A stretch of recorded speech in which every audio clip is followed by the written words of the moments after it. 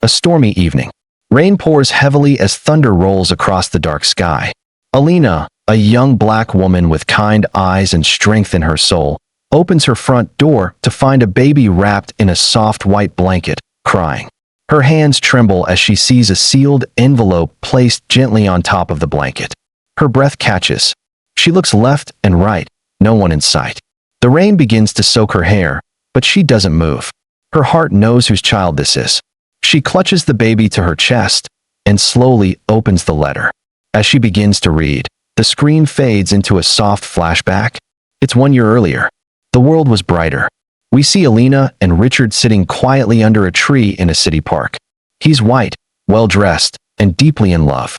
She smiles at him, trying to hide the sadness in her eyes. Their hands are intertwined. They're talking in hushed tones, hiding from the world that doesn't want them together. Richard speaks of marriage, of forever. Alina hesitates, not because she doesn't want it, but because she knows what they're up against. Richard promises he'll stand up to his mother. That love will win. But in the distance, we see a woman watching them from a car, his mother. Cold, silent, unforgiving. Back in the present, Alina finishes reading the letter.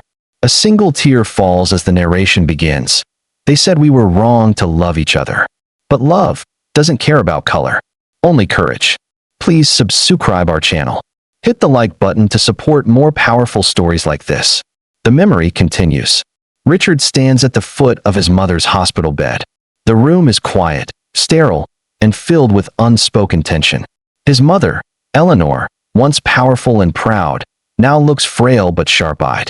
Her voice may be weak, but her tone is still commanding. She tells Richard that her time is running out, and she won't leave this world with shame on the family name. She speaks coldly of clean blood and family dignity, making no effort to hide her disgust for Alina.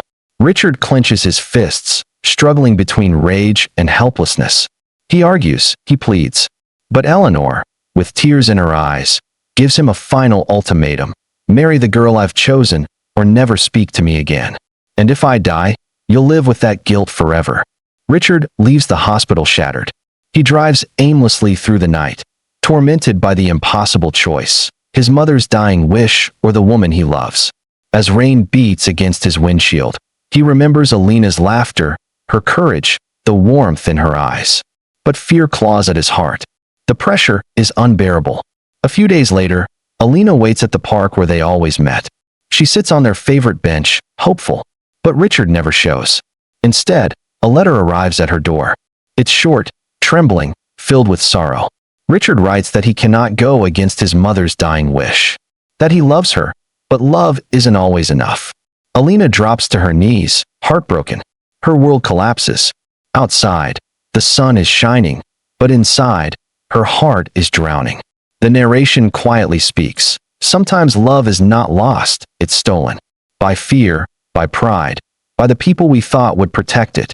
Alina's face, frozen in silent grief. Days turn into weeks. Alina walks through life like a ghost, present, but hollow. The bright girl who once lit up every room is now quiet, withdrawn. She goes to work, returns home, and avoids the places that remind her of Richard. But memories find her anyway. In the bookstore where they shared secrets, in the cafe where he first told her she was beautiful, in the park bench that still waits for them both. She tries to let go, but every part of her still whispers his name. Then one morning, her world is shaken again. The local paper prints a photo of Richard's wedding. There he is, smiling weakly beside a pale woman in a white dress. His mother stands between them, looking satisfied. Alina stares at the picture for a long time. She doesn't cry this time. Something inside her hardens, not into hate, but into strength. From that day, Alina decides she must rebuild herself. She cuts her hair short, starts teaching at a nearby school, and keeps her circle small. But the whispers in the neighborhood begin. People talk behind her back. Did you hear? Her white boyfriend dumped her for a rich girl. Serves her right, chasing dreams outside her place. Alina hears it all, but she doesn't respond. She just keeps walking, taller, quieter, stronger. And yet, at night, when the world is asleep, she still whispers to herself, if he ever comes back, I won't open the door. But deep inside, her heart remains wounded, still beating with love, still aching with betrayal. Some goodbyes are quiet, but they echo forever. It's a cold, quiet night. The streets are empty, and the wind howls softly through the trees. Inside her modest home, Alina is preparing for bed. She switches off the lights and pauses at her window, staring into the darkness, her face calm but tired. Just as she turns to leave, a soft knock echoes through the silence. At first, she freezes. No one ever visits this late. Then comes a second knock, gentle, urgent. She walks slowly to the door, heart racing, unsure of what she'll find. When she opens it, her breath catches. There, on her doorstep, lies a baby, wrapped in a warm blanket. Alone. Innocent eyes stare up at her, full of trust. Alina's hands tremble as she bends down. A folded envelope rests beside the child. She opens it with shaking fingers. It's Richard's handwriting.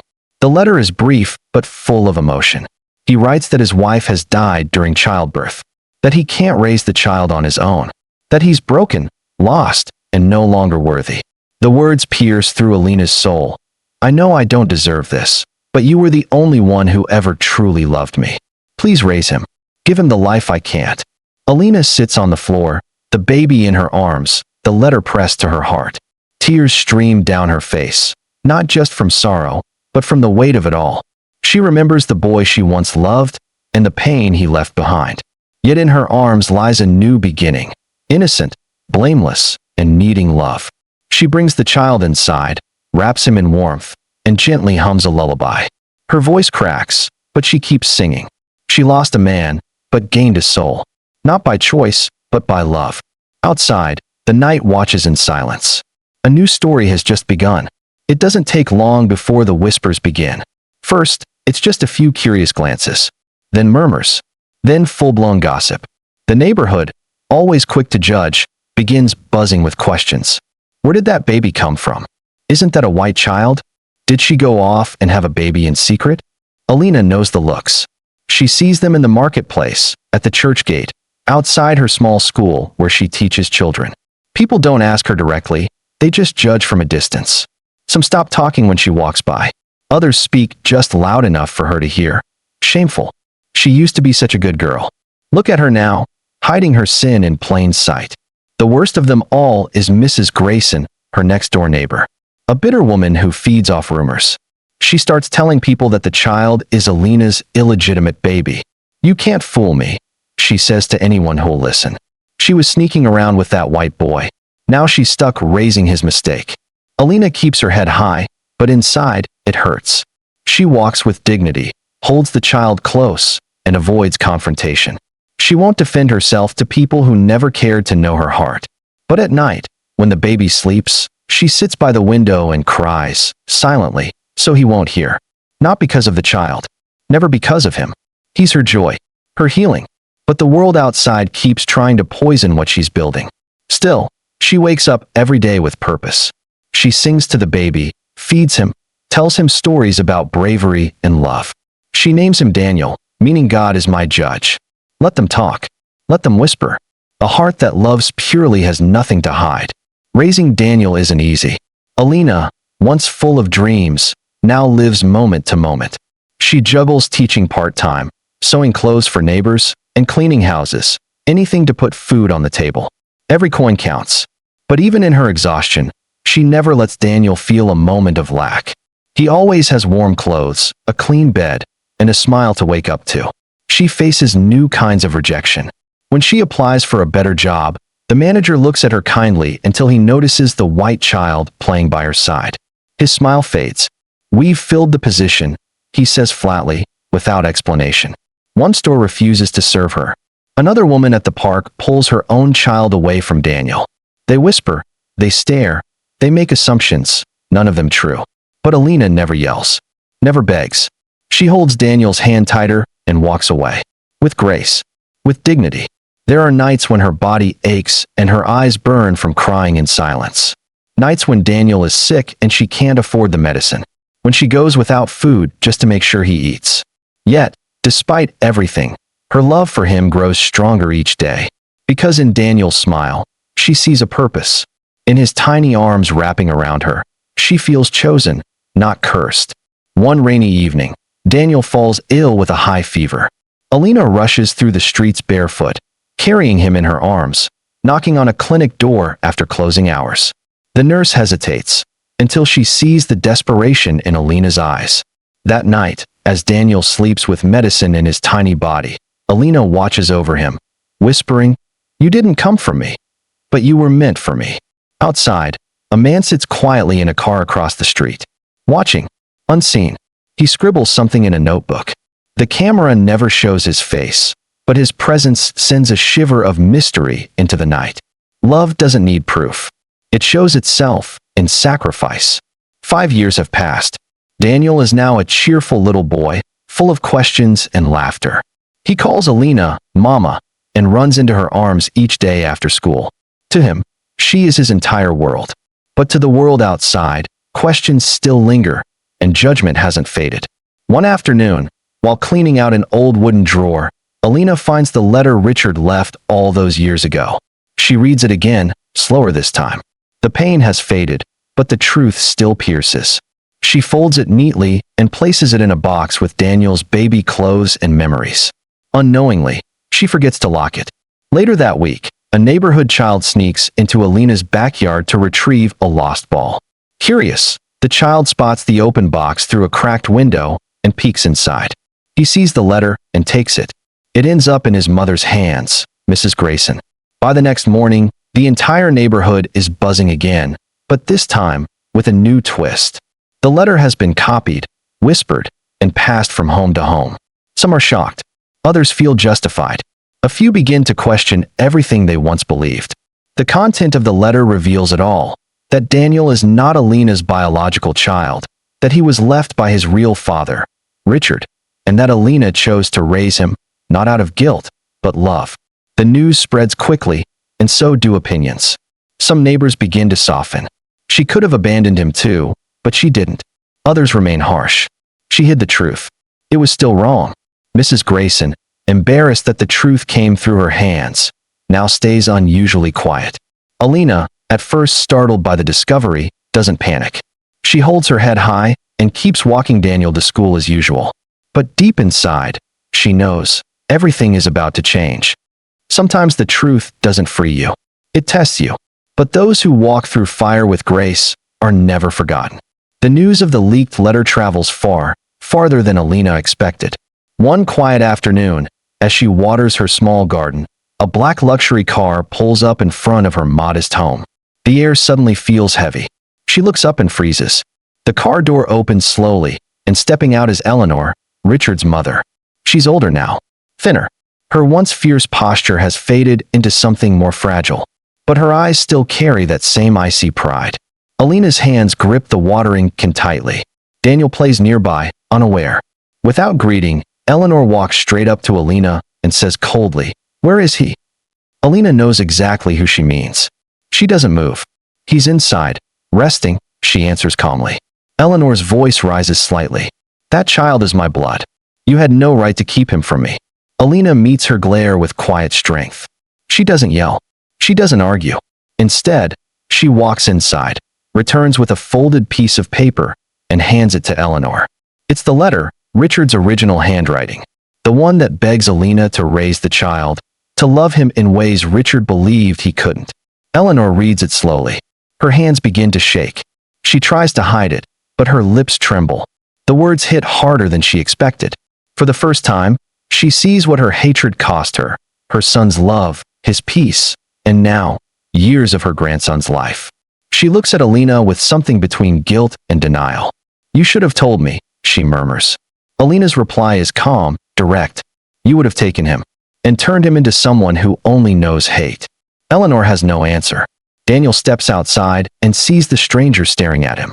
He runs to Alina and hides behind her skirt. Eleanor watches in silence. This is her grandson, but he doesn't know her, and she doesn't know how to love him. As she turns to leave, Eleanor pauses. For a moment, her voice softens. "He looks just like Richard," but Alina says nothing. She simply watches as the car drives away, disappearing down the dusty road. Some people come back to reclaim what they lost. But some things are only given to those who chose love when it wasn't easy.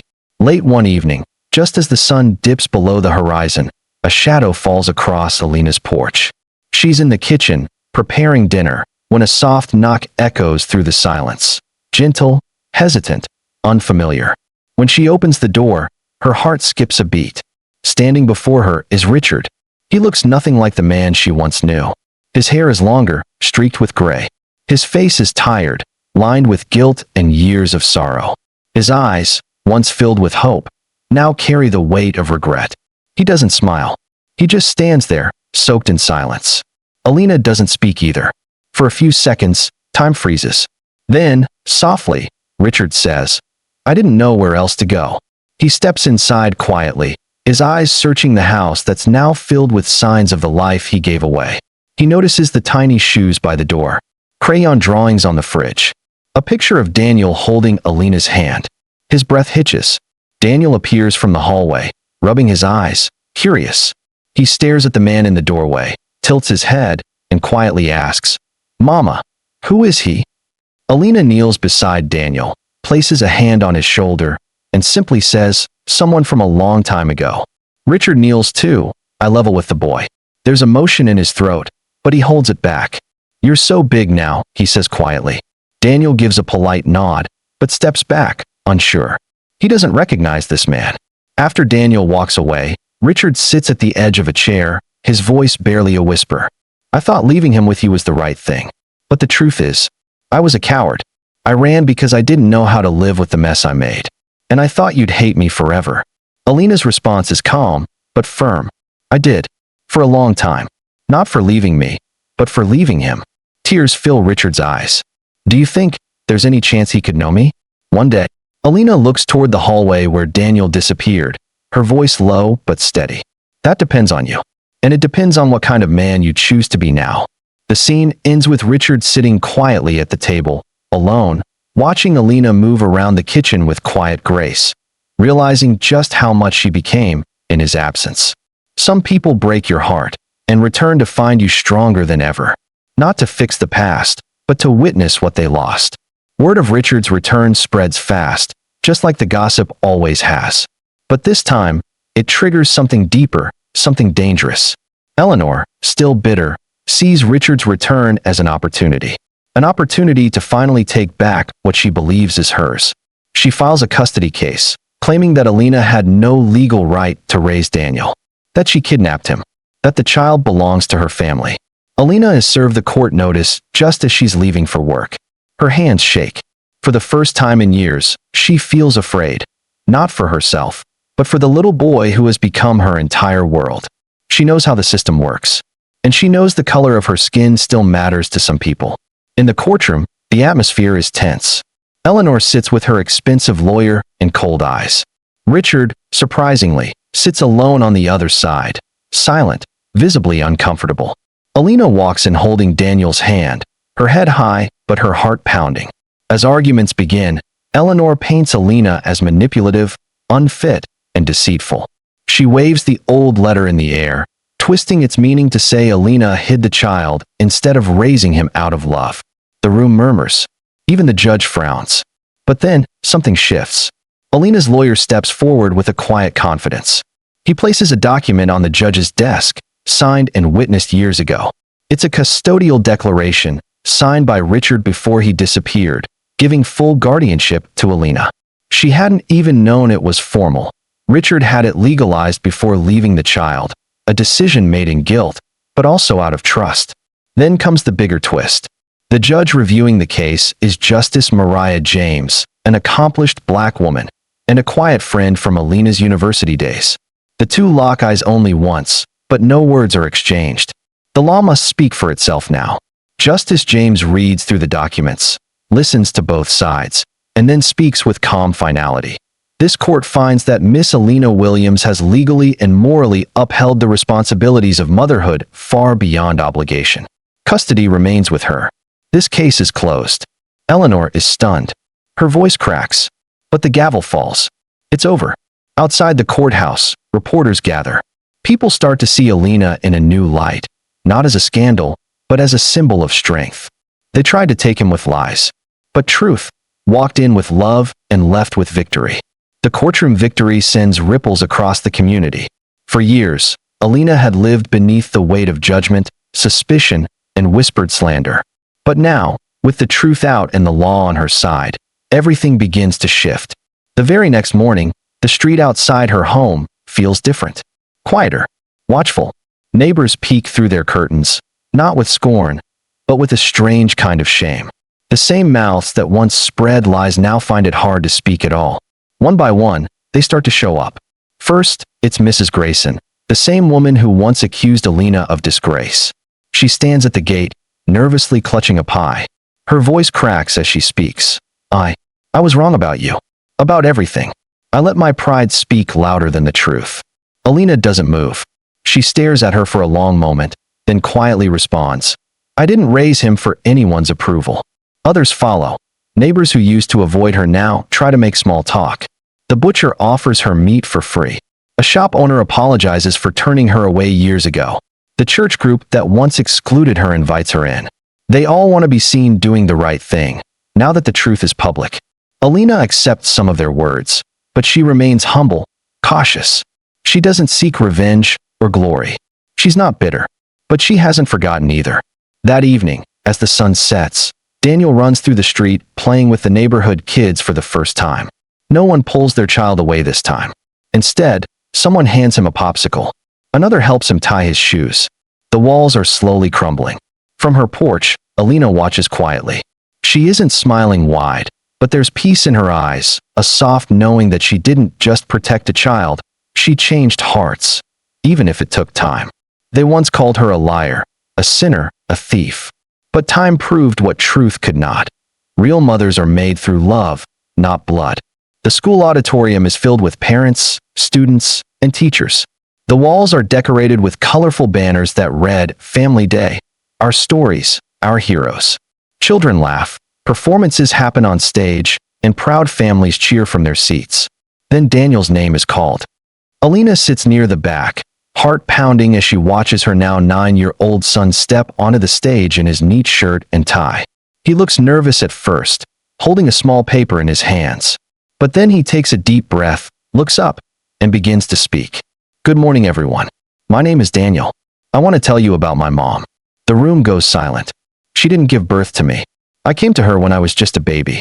She didn't have much, but she gave me everything. Gasps rise from the audience. Some teachers exchange glances. But Daniel continues, confident now. Some people said things. That I didn't belong. That I was a mistake. But I wasn't. Because my mom chose me. She didn't have to, but she did. Alina's eyes fill with tears. She covers her mouth, trying to stay quiet. Across the room, Richard stands near the doorway, hidden in the crowd, tears in his own eyes. Even Eleanor, sitting stiffly in the middle row, bows her head. My mom taught me to be kind even when others are not. She told me that love isn't about where you come from. It's about where you're going, and who's holding your hand on the way. There's silence after he finishes. Then, a slow applause begins. It grows louder and louder until the whole room is on its feet. Not just clapping, for him, but for her. Alina quietly wipes her eyes. She doesn't move, but her heart is full. She didn't need the stage. Her story was already told, through the child she raised. The loudest truths aren't always shouted. Sometimes, they're spoken by a child, standing tall with love in his voice. It's a quiet evening. The sun sets behind the hills, casting a golden glow through the windows of Alina's home. Inside, everything feels peaceful, warm, lived in. A small pair of shoes lies by the door. School books on the table. A family photo of Alina and Daniel in a simple frame. Alina hums softly as she prepares dinner. Daniel sits nearby, drawing with colored pencils. The house is no longer just a place. It's a home built from love, endurance, and forgiveness. Suddenly, there's a knock at the door. Alina opens it and sees Eleanor, Richard's mother. She's alone, dressed plainly, looking older and weaker than before. Her voice is barely a whisper as she speaks. I don't want to fight anymore. I wanted to say thank you. Alina doesn't speak right away. She nods gently and steps aside. Eleanor walks in and sees Daniel seated at the table. He looks up, curious but not fearful. She walks toward him slowly, then kneels beside him. Her eyes are wet. You don't know me, she says softly, but I'm your grandmother. And I want you to know, I'm sorry. For everything. Daniel looks at her for a long moment, then says, "It's okay. Mama says it takes strong people to say sorry." His innocent words hit harder than any punishment. Eleanor breaks down. Later that night, as Daniel sleeps soundly in his bed, Alina sits beside him. She gently brushes his hair and tucks the blanket around him. Her eyes are tired but full of peace. She leans in and whispers, "You were never a burden. You were never a mistake. You were my blessing." She was judged, rejected, and left behind. But she chose love. And in doing so, she changed a life, a heart, and a generation. If this story touched your heart, if you believe love can break barriers, then don't let it end here. Hit the like button to support more powerful stories like this. Click subscribe and turn on the bell so you never miss the next story that just might change a life. And tell us in the comments, would you choose love when the world tells you not to?